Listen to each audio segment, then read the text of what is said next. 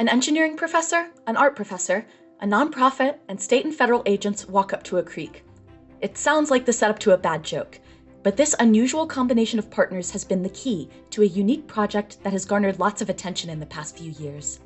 Truetown is the single largest discharge in the state of Ohio, with a flow rate of about 1,000 gallons per minute.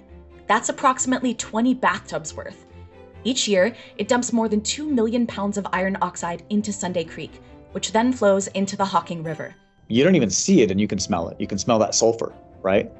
And then when you come up on it, and it is this really bright orange and sometimes a little bit deeper red with, if there's aluminum other things, you got these like white edges. It's really, really surprising, yeah. Sabra saw the iron sludge and was immediately intrigued by the idea of turning it into paint, and started a small-scale effort to gather iron sludge coming out of the Truetown discharge and turn it into pigments. To hear the full story of how this team took pollution and turned it into paint, check out Reclaim, Restore, and More at osmre.gov/podcast.